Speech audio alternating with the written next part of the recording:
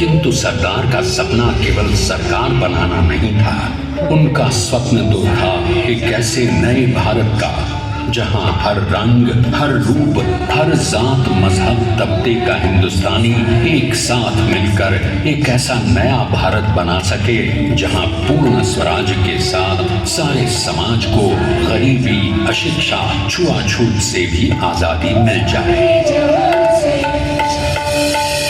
इसकी पहली रणनीति थी भारत को अंग्रेजों की गुलामी से आजादी, ताकि भारत के लोगों की अपनी सरकार सबके साथ और सबके विकास के लिए काम कर सके।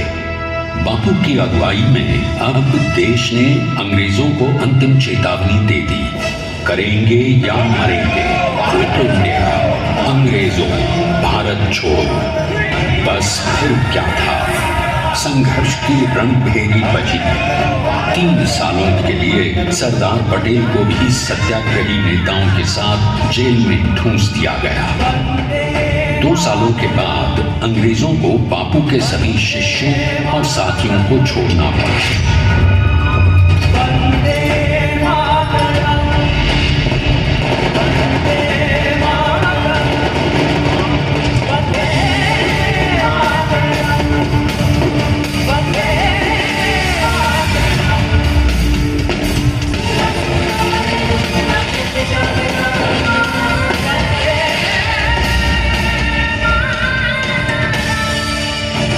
स्वतंत्रता के स्वप्न के सच होने के साथ अब सरदार पर कई एक नई जिम्मेदारियां थीं।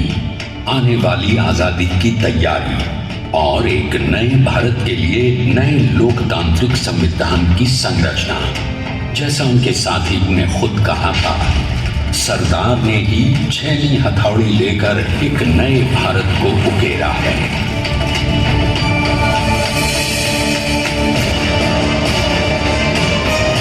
स्वाधीनता तो प्राप्त हुई, लेकिन खंडित भारत में भी उठते विभाजनवादी अंधकार को अभी दूर करना था। जब देश के खंड खंड होने का भय उत्पन्न होने लगा तो सरदार ने निर्भय होकर खुद अपनी केंद्र सरकार और साथियों को भी चुनौती दे डाली और जम्मू कश्मीर को बचाने के लिए सारे देश का आकाश वायुयानों से भर गया।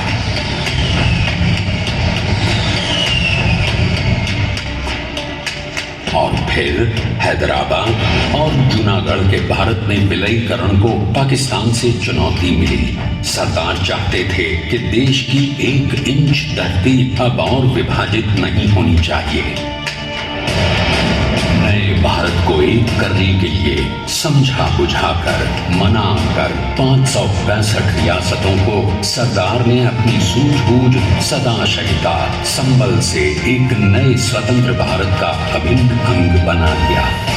हमारे इतिहास में अखंड भारत के पुरुषार्थ का ये एक महानतम अध्याय है।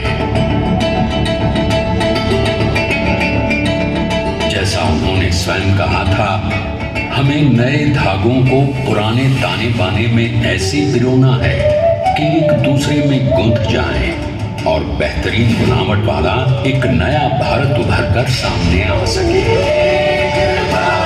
अंततः अपने वज्र दृढ़ संकल्प से एक नया विराट विशाल एक भारत श्रेष्ठ भारत बनाकर दिखा ही दिया सरदार ने। संसार के सबसे बड़े प्रजातंत्र के शिल्पी को प्रणाम करने के लिए देश ने बनाया है ये समर्थ स्मारक। स्वाधीन भारत को समर्थ भारत में बदलने वाले सरदार पटेल को समर्पित प्रेरणा तीर्थ भी है।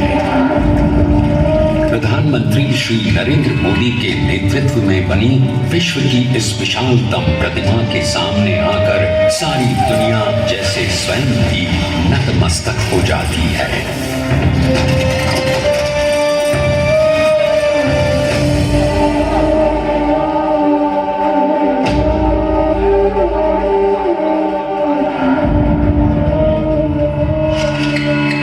देश को बना गया वो अमित अटल